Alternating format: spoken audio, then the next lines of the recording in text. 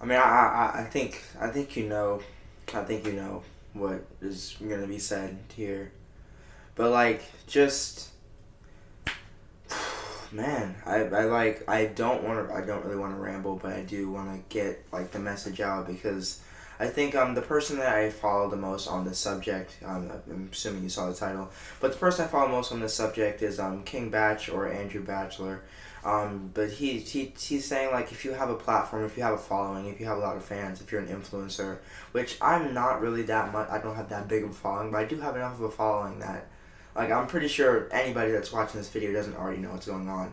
But like I might as well just tell you guys and give you my standpoint. I think that people started like really hitting segregation hard and like really like making sure that black people weren't being segregated and then oh shoot. Okay. Sorry, I was making sure my mic was on. I think that people were just making sure that black people weren't like segregated in like the early like 2010s and like really just hammering it on like really like it was on every TV channel. And then they just like kind of stopped for some reason because black people weren't dying every day. And then they started like moving their focus to other like minorities. But then there's like and then more black people started getting killed. So it just shows that you have to push the idea of segregation until it ends, not just until it seemingly ends. Because as you can see from George Floyd and the probably hundreds of other black families and people that have died, and maybe not just black people. Of course, black people are the main priority. Like those are the people who are dying, but there are so many other minorities that are being treated differently because of their race, and it's just like the concept of racism. It's like very surface level. Like the way these cops are treating these people, it's just very surface level. Like, oh, you're black. You're probably gang affiliated. You're probably doing something wrong. You're probably breaking the law. So when people come up to you, and like you just have to be on you have to be on guard. I didn't even like when the first person died. Sorry, I can't remember his name. But when the first person got killed, I was like, oh man, we're starting the trend all over again. Like because like in the early 2010s or maybe even like 2015, 2016, so many black people were getting killed by the police, and it was just like you'd pull over and they'd pull you over, and then you'd say like one word that like rubbed them the wrong way, and then you get shot. Like that was just how it was. My dad was like almost in that type of situation. Like he was like he got pulled over by the police. Him and his friends were in a car. Pretty sure it was majority black people, but they're sitting in the back of the bed of the truck. I'm pretty sure either he was in the car or he was in the bed of the truck. But he got out of the car. They all got out of the car, and his flip flop was like coming off. So he bent over to put it on, and the officer drew out his firearm, drew out his gun, and like pointed at him and said like I can't remember what he said. It was like hands up or something, or like something, or like something about him about getting ready to shoot. That's the bottom line. Like he was going to shoot him because he wasn't doing exactly like because he was being suspicious. And like if you're gonna tell me that if George Floyd was a white man and if he was even like doing something wrong, that like if he was doing something that was arrest worthy, you're telling me that they wouldn't just arrest him. Like I try not to get into a us versus them standpoint because of course I'm black, so like I automatically go into that mode when I start talking about this. But really, it's everybody. Like everybody is involved, and like it's really just like us versus them. It's not really like blacks versus whites. It's just like corrupted cops, dirty cops versus like the pedestrians. Like, and I'm gonna touch on some points that King Batch said. I know that's probably not really necessary, but they have rappers and famous people. They have screenings for people who protect them, and they have screenings for people who they have screenings for officers. But like, how do we screen our officers to know that we're getting protected by these dirty cops? How does that happen? Like I want to know how that happens, because like no, I'll tell you how it happens. Nobody like it. If you're a cop, you're a cop. You could do basically whatever you want, and it's an act of self defense. Like, I just don't, like, I don't know why. I, I mean, I know why, I just don't know how it came back to be. Like, I remember, like, this was a thing, this has been a thing for hundreds of years. And it's just like, it's come back and it's just hit everybody because we're all in, like, we're just about to get out of quarantine. It's like everybody's in this state of, like, most people are online, so most people will see things and then relay it back to their friends, and then, like, everything like that. And, like, I just think that, like, true, if you do have a following, you should talk about it. And, like, I trying to, like, I don't know, I feel like either way that you take this standpoint is, like, in the way taking the high road, because if you believe in what, like, you're doing, if you believe in this movement, if you actually believe it, you're not just trying to help, if you're not just trying to help the black people not die, like, if you're actually trying to end segregation, I think that that is a very, like, of course, it's a very noble thing to do. And, like, I think if you're trying to end, like, if you're not just trying to not get black people to get killed, but you're actually trying to help end the segregation between all races, and not just the black people. You're not just posting Black Lives Matter on your Instagram. You're not just going out and looking at the news and seeing that people are rioting. You're not just like trying to help the black people. You're trying to help stop segregation worldwide, and you're doing everything you can to stop it. And even if that means that you just can, wow. As I'm talking about this, this comes up on my TV.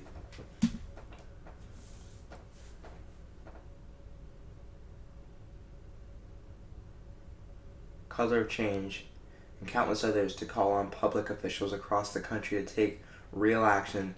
Text demands to 55156. And another thing, honestly, if you're not, like, if you see something that says, do this to help support the black lives, or do this to help stop the dirty cops, and you actually, like, and you just don't do it, like, you just straight up do not care. Like, there's no reason why you shouldn't do that.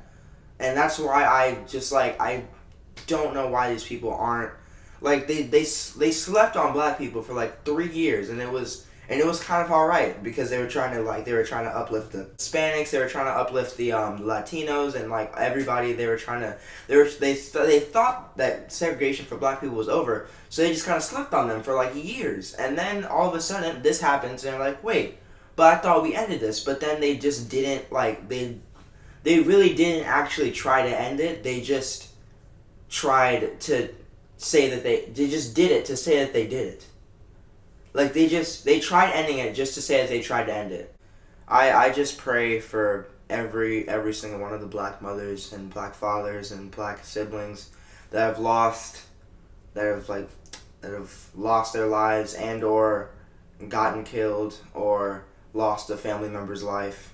I deeply pray for them, because they are obviously going through something traumatic, and it's just not right, but it's happening. And why is it happening? Because you slept on us.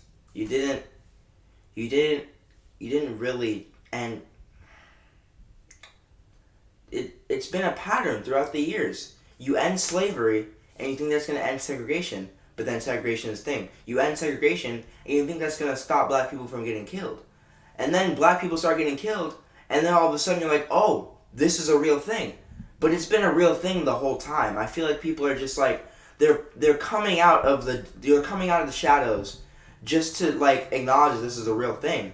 But it's been a real thing for generations on generations. I might not be the most qualified person to talk about this, so either tomorrow or the next day I'm going to be having my mother. I'm gonna talk to my mom, and we're going to I'm gonna see her, like, standpoint on this, because she was actually, like, she wasn't alive during, like, segregation, but she was, like, she's been alive for longer than I have. I think she has a better viewpoint of this, but I just wanted to show my opinion before I showed hers and see if anything was the same. But I just think that, like, when this stops, I hope that people understand more about what segregation really was. Because, like, everybody's talking about it because like it's everywhere. It's on everything. But like, what happens when it's not on everything? What happens when this is all over? Well, this is all over, and the George Floyd thing, and the cops have gotten the message. You got all the dirty cops out. But what happens when people that aren't even like? What happens when segregation is just a thing? Maybe it's still minor. Maybe it's still like, but black people still have to go about their days like it's not. Like, you can't, you can change what people do towards black people, but you can't change how black people think of you. Because you might be a good person, but now, if you're a good police officer, nobody's gonna know that. Because you pull over a black person because he's right, like you pull over a black person for a right reason, and you're a good cop. You're not gonna engage. You're not gonna do anything. You're just gonna say hands on the wheel. You were speeding. You were doing this or you were doing that, I'm gonna have to give you a ticket. Not pull him out of the car, throw him on the ground, and put your knee on his neck. You're gonna be a good cop, but they don't know that, so they have to act like they have to assume the worst. So now, when all of the black people, when black people go outside, they have to assume the worst. When they see a police officer, they have to assume the worst. And that's what the world has made for the black people now. They have to assume the worst. They can't just go about their day. No, they have to assume that they are going to get stopped by a police officer. And when that police officer stops them, they have to assume that they have to be in pristine condition. Not just because it's the police, but because of the reputation that the police officers have now. And I think that's how not slavery. I think that's how segregation is now. Like, regardless of whether you stop it or not, the black people are still gonna have that like mindset. Like, okay, they said it was stopped before, but they're still killing my brothers, or they said it was stopped before, but my sister or brother is dead, or they said they'd stop, but my dad's in jail for the wrong reason. I I don't know. I just think that like even if black people even if we get justice for ourselves and all of the other minorities, because I know I've been touching on black people for the most of the video, but that's because that's what everybody's been touching on, and that's who's dying. Like, just I kind of contradicted my point because I said that we do have to stop segregation with all races, but like the black people are dying now. Like, if nobody was dying, if it was just like we're at stage 10 now. People are dying, cops are dying, people are dying, people are rioting, people are shooting other people. Like, we're at stage 10 at this point. If it was at stage 4 and it was like all the minorities, I would be more lenient. I would be more towards all the minorities, but it's at level 10 now, and it's pretty much about the black people. So that, I mean, like, you basically have to be not black to be safe at this point. I don't know. I just think that, like, obviously the police are trying to be the best cops that they can, and there were already hundreds of thousands of cops that were already good cops, and there are probably some good cops that have been killed because they have been prejudiced. And I hope that message comes across. I hope that the cops that have been prejudiced, I don't know if that's a word. I'm pretty sure it's a word. I hope that the cops that have been prejudiced know that this is how we felt. Because now most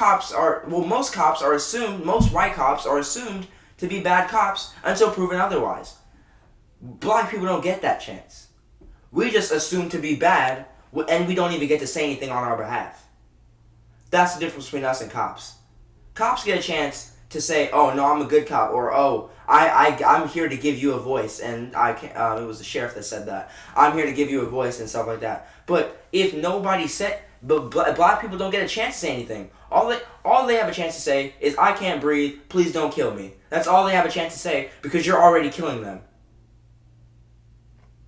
They're already on the ground with your knee on their neck. So they don't get a chance to say things like, hey, I was just driving around having a nice day. Whatever I did, I'm sorry. I can pay the damages, or I can do this, I can do that. I can cooperate. I'm fully cooperative. No, they don't get a chance to do that because of the racism that is in our society. I hope you enjoyed, or hope you found this video insightful. And I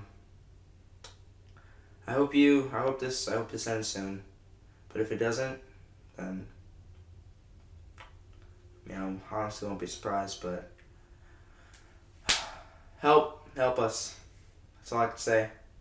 Help us not be afraid to get out of bed every morning. Help us not be afraid to go outside and just drive around. Help us not be afraid to look a cop in the eyes and say anything to him without fear. Just help us, help our cause. Thank you. And goodbye. We are in a state of emergency. Black people are dying in a state of emergency. We cannot look at this as an isolated incident. The reason why buildings are burning are not just for our brother George Floyd. They're burning down because people here in Minnesota are saying to people in New York, to people in California, to people in Memphis, to people all across this nation, enough is enough. Yeah. And we are not responsible for the mental illness that has been inflicted upon our people by the American government, institutions, and those people who are in positions of power. I don't give a damn if they burn down Target, because Target should be on the streets with us, calling for the justice that our people deserve.